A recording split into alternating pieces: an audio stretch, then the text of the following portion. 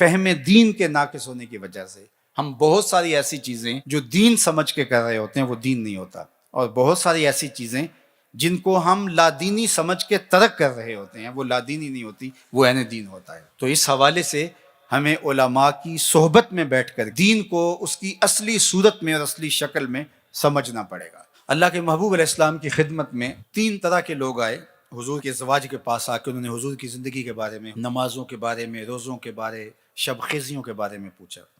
تو ازواج مطہرات نے بیان کیا، انہوں نے کہا حضور علیہ السلام کے تصدق سے تو حضور کی امت کے اگلے پچھلے گناہوں کو معاف کر دیا گیا ہے، تو ہم تو اس درجے پہ نہیں پہنچ سکتے۔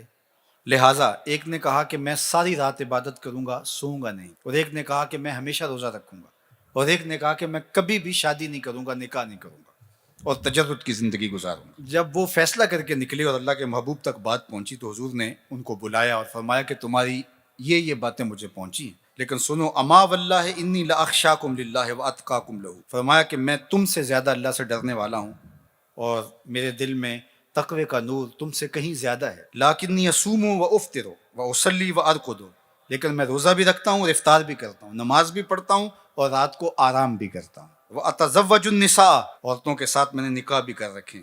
فمن راغب عن سنتی فلیس منی، جس نے میری سنت سے اعراض کیا اس کا میرے ساتھ کوئی تعلق نہیں ہے۔ یہ حضور نے تب ارشاد فرمایا۔ تو اب بعض اوقات ہم بعض معاملات کے اندر اس طرح حد سے تجاوز کر جاتے ہیں کہ وہ شریعت کی نفی ہو رہی ہوتی ہے۔ تو اللہ کے محبوب علیہ السلام کی اگر یہ حدیث ہمیں ملحوظ رہے تو ہم خود بھی اعتدال کے راستے سے نہیں اتریں گے، اور ایسا شخص جو اعتدال کے راستے سے اترا ہوا ہمارے نزدیک وہ معتبر اللہ کا ولی بھی نہیں ہوگا۔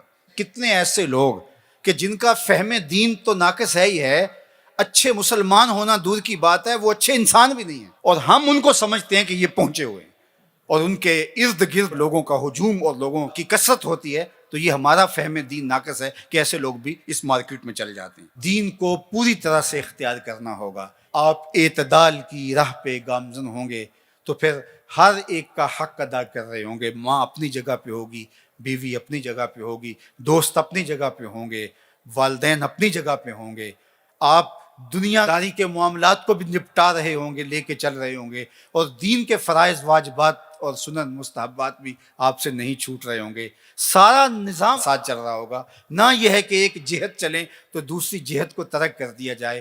اپنی زندگی کو 2 رویا لے کر کے چلو گے، حسنات دنیا بھی تمہیں نصیب ہوں گی اور حسنات آخرت بھی تمہاری جھولی میں ڈال دی جائیں گی۔ تو دین کامل، اکمل اور مکمل نظام کا نام ہے۔